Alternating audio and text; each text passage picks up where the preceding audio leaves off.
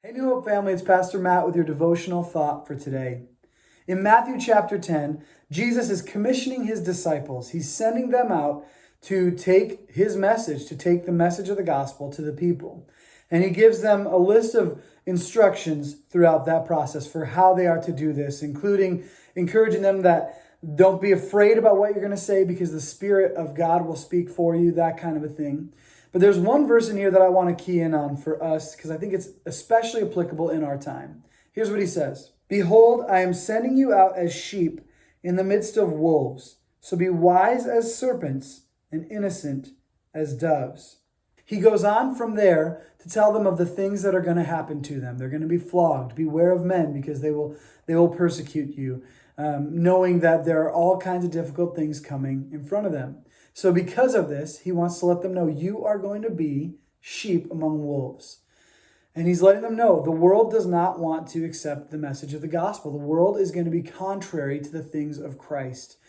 It makes sense because prior to Christ, we were also contrary to the things of Christ. So don't be surprised then when you are like a sheep among wolves. But then he tells them, be wise as serpents and innocent as doves. Snakes, when they hunt, they're very wise in their approach. They stay hidden, they stay concealed until they lunge out and take care of things. In this case, be wise. Do what you need to do to navigate things in a way that is wise. But also at the same time, don't act like the serpent in their vengeful attitude. Instead, be innocent as doves. Maintain the innocence that you need. And brothers and sisters, there is so much division, so much misinformation out there in the world right now. There are so many different conflicting reports being stated about, and all of which claiming to be truth, right? And so for us as followers of Christ, everything needs to be weighed through the word. And then also we need to have a mentality that we are using discernment. We're being wise with what we're hearing. We're not quick to just jump on board with every little fact that we hear. We need to test and weigh those things. Are they true? Are they in line with God's word? And that way we don't live in an attitude of fear, but we also aren't going to be big, jerks about everything. We're going to be kind and gentle in the way that we interact. We're going to maintain our innocence, being innocent as doves in that regard.